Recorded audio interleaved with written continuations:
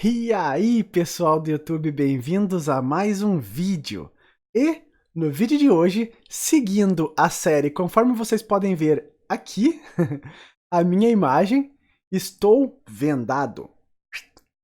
Então, essa aqui é a partida número 2, para quem está acompanhando essa série, né, que eu estava jogando às cegas, numa escola da região metropolitana aqui de Porto Alegre, que eu fui desafiado, convidado a esse desafio, né, de jogar sem olhar o tabuleiro contra 3 turmas nessa escola. Já coloquei a partida da primeira turma. Como funcionou isso, pessoal? Eu joguei vendado, né, ou seja, sem olhar o tabuleiro, contra a turma de forma coletiva. Então, o professor de educação física, o Renato, estava jogando junto com a turma, decidindo quais eram os lances deles. E eles me ditavam o lance, eu decidia o meu lance e ditava a minha jogada para eles. E assim nós fomos jogando até o final. E essa aqui foi a partida número 2 que eu vou trazer hoje aqui pro canal, que foi uma partida muito interessante, conforme vocês vão ver. Então, sem mais delongas, vamos direto a essa partida agora! Bom, pessoal, então, de brancas estava aqui euzinho, Rafael Chess, e de negras estava a turma de Educação Física 2, certo? Bom, o que eu saí jogando? Vocês já sabem que eu sou um jogador de E4, né? Eu saí jogando com E4, eles responderam E5, eu joguei aqui cavalo F3, eles jogaram cavalo C6, e eu joguei bispo C4. Qual que é a ideia?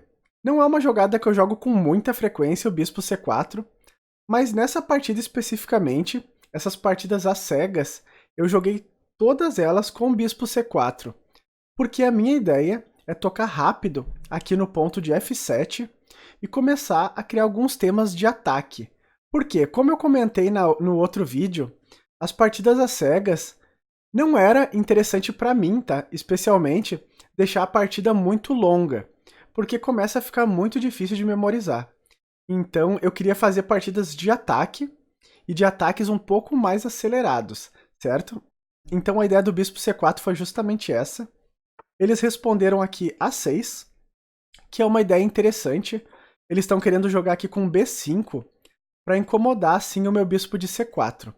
Eu não me preocupei com isso nesse momento da partida e joguei o roque aqui nessa posição, dando seguimento assim ao meu desenvolvimento das peças, porque eu quero preparar um ataque de forma um pouco mais acelerada. Eles jogaram aqui cavalo F6, que é uma ideia bastante lógica. Toca aqui no meu peão de E4. Não é uma ameaça direta, talvez isso, porque contra cavalo por E4 eu sempre tenho ideias como torre E1, e depois, quando o cavalo sair, eu vou acabar recuperando o peão, tomando o peão de E5.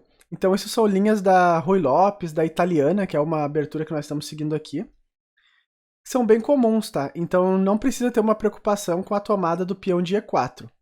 Por conta disso, nessa posição eu segui jogando com D4.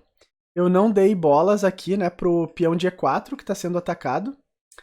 E já comecei a mobilizar o centro de peões, porque eu já concluí aqui o meu roque.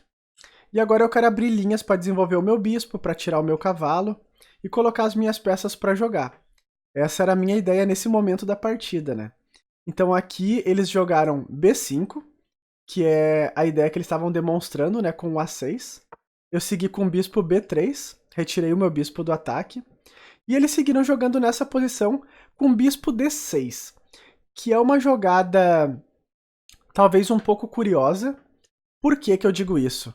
Porque o bispo D6 ele atrapalha um pouco o desenvolvimento do bispo de C8.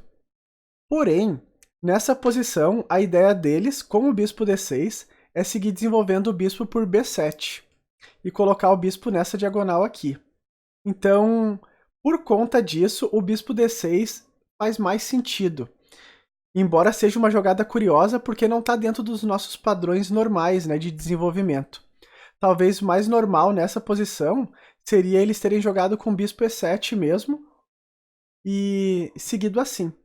Ou até com cavalo por E4 também era possível. O bispo D6 Tem também a ideia de reforçar um pouco o ponto de E5.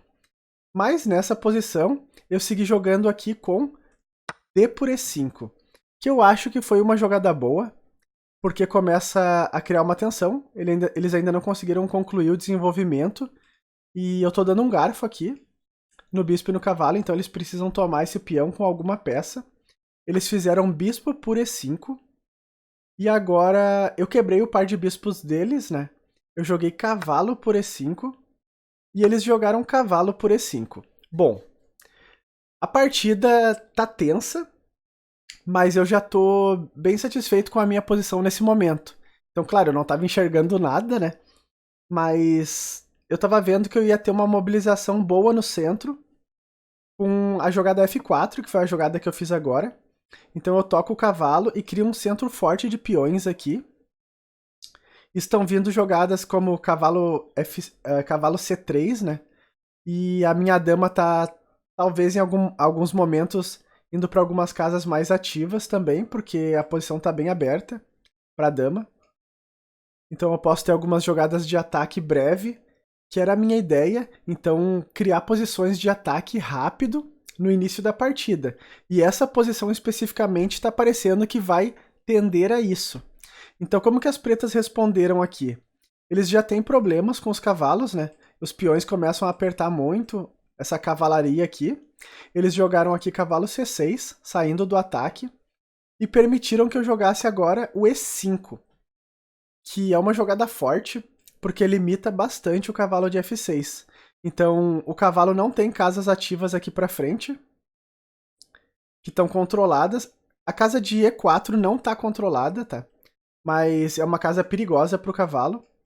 E talvez a melhor jogada para eles aqui nessa posição mesmo seja jogar cavalo G8, que é um pouco triste, né? Porque o cavalo volta e acaba atrapalhando o roque que as pretas estão querendo fazer.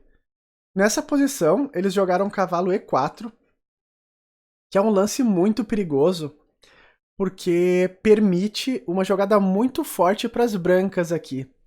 E eu fiquei muito feliz porque eu acabei vendo essa jogada, né? Então, eu vou dar um segundinho aí para vocês pensarem e tentarem ver que jogada é essa. Acharam essa jogada, pessoal? Eu vou dar o lance, hein? Então, o que eu joguei nessa posição aqui foi dama D5. Que, como vocês sabem, o xadrez é o jogo do ataque duplo. E quais são as ameaças que o dama D5 está proporcionando aqui para as pretas? É um ataque duplo, porque eu estou ameaçando o mate em F7 e eu estou ameaçando capturar também o cavalo de E4. E isso aqui é um problema grave para as pretas, tá? Grave mesmo, porque o cavalo ele não consegue voltar para nenhuma casa que defenda o ponto de F7, de modo que eles consigam salvar o cavalo e defender o mate.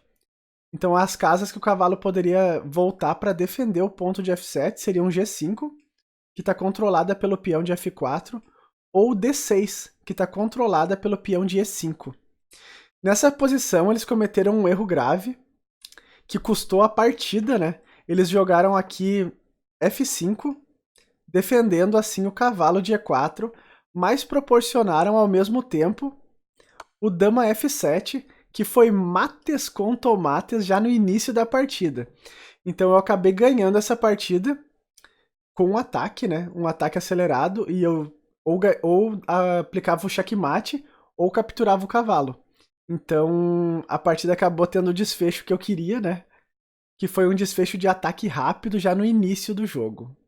Bom, pessoal, se tu gostou desse vídeo, deixa aquele like. Se tu ainda não é inscrito no canal, te inscreve aí embaixo, que é bem rápido e fácil. E até os próximos vídeos, pessoal. Valeu!